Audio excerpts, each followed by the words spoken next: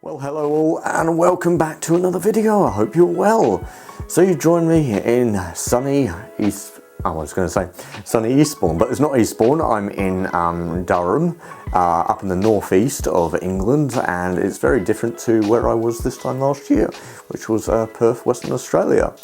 So this is actually our last and final video where I'm sitting down and I'll be talking to you about everything.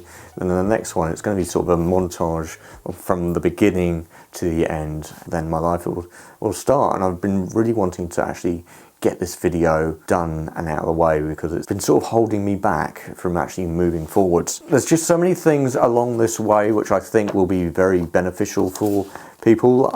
As you can see, I jotted down things. I was just going to jot down a few key notes. There's 4 pages worth of content there, but sadly we're not going to be able to get through that. I'm just not going to have the time. So I am using a little bit of a more complex setup today. We're using my main camera right here, and I've also got another camera off to my right on a slider going left to right. Got 2 lights set up as well. We've got some background lights and trying to get that nice atmosphere. Now I am sitting on a couple of Pelican cases. Now I was hoping to sit on a suitcase, but I don't think that would actually hold my weight. One of the main questions that I have had, and this has happened a heck of a lot, is why would I move to shitty old England? Apparently the government's gone to shit, the health system has gone to shit, everything seems to have gone to shit. But to be honest, you know, there's so much good stuff here. It's not as bad as you think. I'm not saying this is for every place, you know, I know there's a lot of wars going on, there's a lot of poverty in the world, but I mean more so for, you know, areas where you've actually got it really good, but you don't realise how good you've got it until you leave and then you come back and you go, actually, you know, I don't have it that bad. The difference is, for me here, is the infrastructure in England is insane. The amount of food shops you've got, I don't think I've discovered all of them yet. I think there's about 7 or 8. The prices don't really get pushed up that much. The fuel prices seem to be about the same everywhere I go. You know, since I got here, I think petrol was about £1.37 per litre. Now, that might sound like a lot, but if you're not driving as far as you would do in Australia, it's definitely not that bad. And I'm actually looking forward to getting in my car, which is hopefully going to get here later on this week or early next week. Currently today, I think, is Tuesday. So yeah, it'll be nice if my car gets here on Friday. I end up spending a little bit more and get myself something a little bit nicer, something that's going to be more reliable in the long term because it's newer. Some of the things I want to go over are some things that I would have done differently if I'd been able to redo this all over again. One of the things was, I wish I'd got a credit card before I left. That would have actually sped up things a lot more, and something I didn't really look into or even consider. And the reason why it would have been so good is hire car companies in the UK, they require you to have a credit card. I don't know why, over a Visa debit where you've got the money in your bank account. The hire car I did get from Eastbourne to Newcastle for a week, that was good, but they felt sympathetic for me. They just done it as a one-time deal. So after that, that was my last hire car. If I was able to have a hire car and I had my credit card, then I think it would have definitely sped up the whole process when it came to looking for a property. I would have had definitely a better mental health. I would have been enjoying my time a heck of a lot more. I've really found myself struggling with my mental health.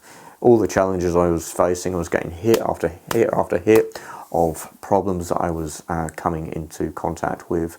But if I had the hire car, it would have given me flexibility. It would have definitely sped up how many properties I could have viewed. During a week or something, I would have looked at maybe 2 properties, or sometimes it would be 2 a month or something like that, trying to look, because I had to consider the taxi, how I would get there, how I would get back. A little bit later I started using Uber. I wasn't really too familiar with that. I was just basically using private hire taxis and some business ones as well. They were able to, you know, stay around and look after you a little bit more, but you were paying for it. If I had a hire car, I would have driven around to maybe 4 or 5 properties that day, checked them out, and it would have really sped up the whole process. It would have kept my morale going.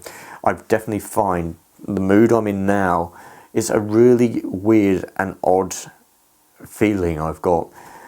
When I came over from Australia, I had the, you know, raring to go and explore, and I had this idea of what England was to me. England is still the same.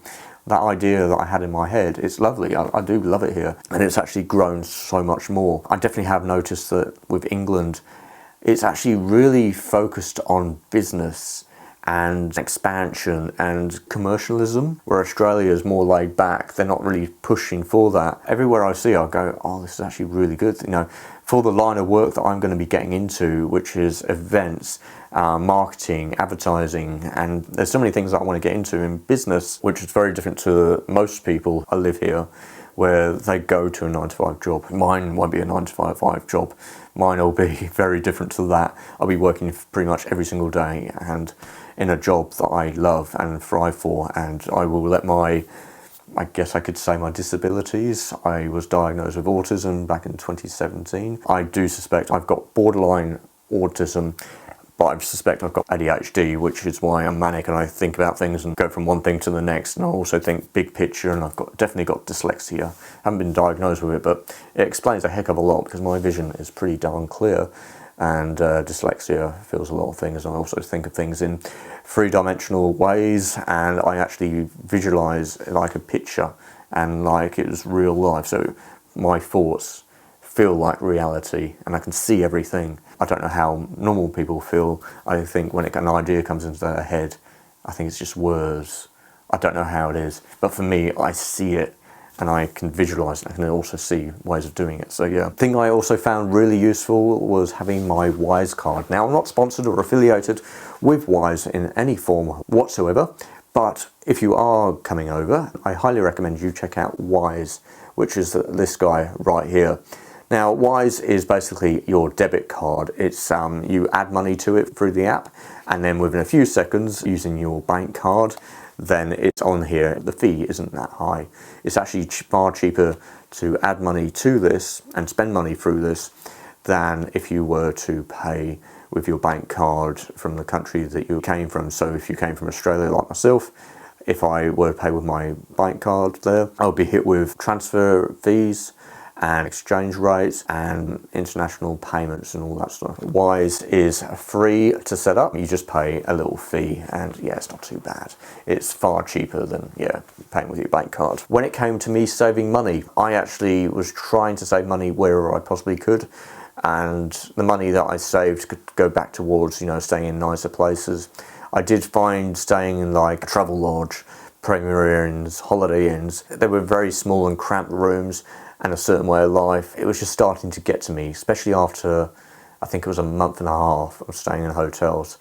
And if you stayed in hotels for a week or even longer, you know what it's like. And yeah, it wasn't good. I needed a change of scenery.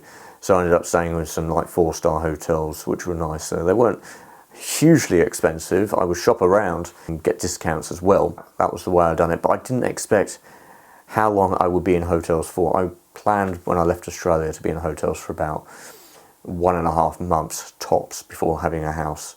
I was in hotels for 4 months. I had no idea when it was going to end, and I actually spent Christmas in a hotel room. I think I had a really bad ear infection and also an eye infection that I picked up. I was in absolute agony on that day. That was definitely not nice. And then I think on New Year's, what did I have? It wasn't nice either. I think I still had that. It was just very painful. My ear was throbbing. My whole side of my face was really tight and painful. Also, other ways I saved money was having meal deals at like again from the local shops, you know, supermarkets like Poundland do them, and also Boots, which is really handy. So I normally buy 2 meals of those, and that would buy me through for a day. And then for like breakfast, instead of spending £15 to £18 on breakfast, depending on where you go, even like Premier Inns, they're about 15 quid. Holiday Inn, 15 quid. It's expensive, you know, if you're coming from Australia, 15 quid is equivalent to about $30 at the current exchange rate. And yeah, 18 quid is equivalent to $36. So yeah, definitely not cheap. But what I would end up doing is going to the local shops and getting some, you know, the oats in the cups, adding a little bit of sugar to that, and then putting some hot water in, stirring it all up. And that was actually really quite nice, especially adding the sugar. That just sweetened it and made it a bit more enjoyable to eat. And it didn't feel like I was eating something that was, you know, dried powder 90 seconds ago. When I first got to England, everything felt incredibly cheap. You know, I looked at something for £2 and I go, oh, that is so cheap. That's about $4. I was spending money like water at the beginning, but after about a week or so, I started to realise that I'm spending all this money, and realising when I see it in an Australian account, I wasn't used to thinking of things in pounds. I gradually got there, and now where I am now, you know, 5 or 6 months later, I'm trying to work it out. It feels like a year's gone by, but it's only been a matter of months. My way of now thinking when it comes to buying things, I think of £1 as kind of expensive, depending on the item, of course. I very rarely ate out. When I did eat out at like restaurants and stuff, I would go for really good food, but not good food where it's just you're paying for a tiny little portion. I went for places where you got a good sized portion. Occasionally I did have a craving for a steak. I do love a good steak. To get a steak in a good restaurant, you're looking at about 30 quid. Sometimes a little cheaper, but you just get a tiny little portion. And then you see it at like Aldi or Tesco's or Waitrose or wherever, or Sainsbury's, and they're about 5 or 6 quid, and you're just like, oh, I wish I could cook it out myself. I wish I bought over my Trangia, to be honest. That would have been so helpful, because that thing, it's my camping setup, and I've got my stove on there, I've got my pan, and I could cook stuff and just have a little gas burner.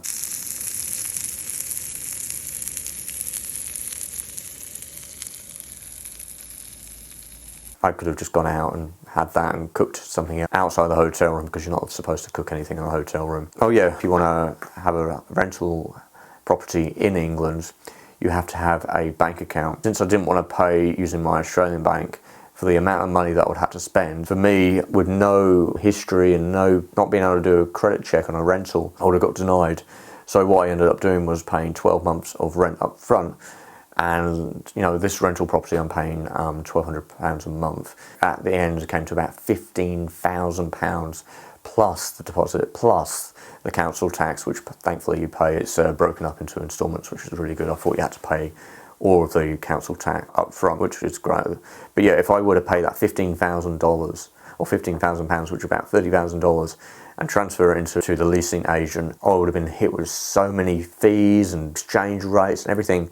It would have been ridiculously expensive. Yeah, what I ended up doing was setting up a bank account online and just using a relative's address for that. I did actually have a problem where I transferred the money from my main into a savings account, which I thought was a savings account where I could access the money from. Turned out I couldn't. Went into the bank and then found out that I shouldn't really have the bank account. But I told them my situation, that currently about to pay for a rental. Once I get that rental, then I can update it. You know, it's only a short-term little white lie. The lady was really sympathetic and helped me out. But you might also be able to use your Wise card as well, because you're able to set up a BSB, an account number or sort code and everything through that. So that's another way you can possibly do it. I didn't realise that until after setting up my bank account. Also be wary as well of the exchange rates, because they do change, they do fluctuate, and I think I've lost a few £1,000 due to the exchange rates, so be very cautious of that. When it comes to applying for a rental property and you want to know how to actually get it quickly and rushed ahead of everyone else who has possibly applied, you know, make it more appealing, if you can, offer 12 months of rent up front. It's going to get you through so many doors. It's also going to minimise the wait time for them to do background checks and everything. They still do checks. It's still a really lengthy process, but they don't have to go back into your credit history. They don't have to go into previous places you've been, because they know you're going to have the money. They know you're going to be paying that rent for 12 months. Normally they would be checking to make sure you can pay that 12 months or that year or 2 years or wherever. 12 months is a year. That's my recommendation. So if you can afford it, do so like I did. Go through a letting agent for your protection, and also check that at the end, are you going to be dealing with the agent or the letting agent, or are you going to be dealing with the landlord directly? If you're dealing with a landlord directly, see if they're a nice person, you know, get to know them a little bit if you can. I wish I'd done that with mine, but yeah, I'm in a sort of it's not a bad situation, but it's not the best. I really wish I was going through the agent and not dealing with the landlord directly, because if you've seen any of my other videos, you'll know what the property is like. It's not the best, but it's not the worst. But yeah, it could be much better. And I've had leaks as well and problems, which has just delayed everything as well for me. And also view the property. Don't just look at a property online and go, I like that. Go to the property, see what it's like, and also see what it smells like as well. This place stank of dogs before, and this property was listed to have no pets, and for it to smell of pets was not nice. So it took me a good 2 to 3 weeks to get the smell out. And also see if you can decorate the property. One place I went to, I could decorate it, but I had to revert it back to how it was. Yeah, he was a doctor, he was overseas, and he was just doing it for 12 months. and he decorated the house to how he wanted it to be. He had an area in the house where he'd stored his personal belongings, so a good portion of the house which he would use to relax in couldn't be used, and it really made it a really weird layout for the house. And the rooms upstairs were pink and purple, bright colours. Not what I wanted. I wanted to go neutral, and I asked, can I decorate? And they said yes, but you'd have to revert it exactly back to how it was. I declined that one and moved on to another place. I was going to go over costs, but I don't think I'm going to go over costs, to be honest. I don't want to go down that track. It has cost a lot of money, but yeah, I can go over a couple of the things, like the removalist to get my stuff from Australia to here insured and everything, and storage cost about $8,000 to $9,000 Australian, and then the flights was just a one-way flying economy. It was the non-stop flight from Perth to London. It was meant to be a Dreamliner. It wasn't a Dreamliner, and that was $1,304. What else? Oh yeah, things I regret about coming here is the security. You know, when I was in Australia, I was on a pension. I was on a disability support pension. It was not much money, but it was security. It was financial security. And when I moved to here, all that stopped, and currently I'm living off of savings. I'm watching money going out and no money coming in. My original plan before I came to England, when I thought about this whole thing, was to have a business and money coming in, and then that way when I got to England I would be able to, you know, carry that through with me.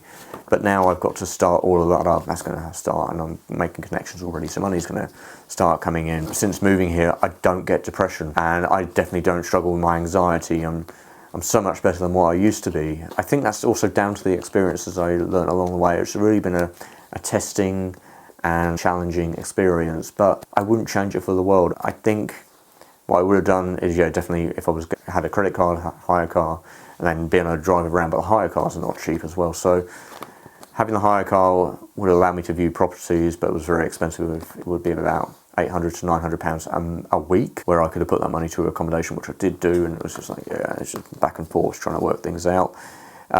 Things I do really like about England is just how easy it is to get around. You don't have to travel far to get to places. Sure, the taxis are expensive, but buses, you're looking at £2 to £3 for a bus to go from the start to the end of its route, where in Australia it's so much more than that. It's ridiculously expensive in Australia. There's so many different shops, and you know, walking around Newcastle, pretty much everywhere you walk there's some sort of shop, which is mad. Where if I were to be in Perth City and I walk around, and then I'll be walking around the city, it's mostly offices or banks and very few shops. But here it's just shops, businesses, and it's really nice to see. And having the variety of shops as well. I think I've counted about 8 food shops, or places that also sell food. So many different types of restaurants. But one thing I do mention about restaurants, Australia, you know how to cook a good feed. You know how to make a good burger, good pizza and everything, good chicken wings, good everything. England really doesn't know how to do that. So hopefully in the future I will start up a restaurant and I will cook food the way the Australians do it, because my gosh, you guys know how to do it. England, you're doing something wrong, and it's not doing you any favours. And you don't have to drive for miles and miles like you do in Australia. Here you can drive, you know, for an hour, and you go through so many different places, and there's so much available to you. You know, I'm comparing this, of course, to Perth, Western Australia, which is one of the most remote cities in the entire world. To put that into context, I think I've gone over everything really. Yeah, I've actually done pretty well. If I have missed anything, or you'd like to know anything, be sure to pop it down in the comments section, and I'll do my very best to get back to you. What's going to happen leading forward? Well, hopefully this week I will get my car, I will pack it up, I will go on a road trip. No idea where. I might even just go around the whole of the United Kingdom in 2 weeks. And then when I get back, I will set up my forum, but I'm going to use that time to connect with businesses, meet people along the way, and get my spark back, because I'm missing that spark and I'm missing that flame. It seems to be just on a simmer right now. I need that flame to fully grow. Anyway, I do hope this video has been enjoyable and useful and insightful. But yeah, as I said, if you've got any questions or you'd like to know anything else, be sure to pop it down in the comment section below. Anyway, I'm Simon, and I look forward to seeing you in the next one. Okay, bye for now, and take care. Mind you, the next ones are no longer like this. This is the end of it, isn't it? Next will be adventures and landscape photography again. So bye.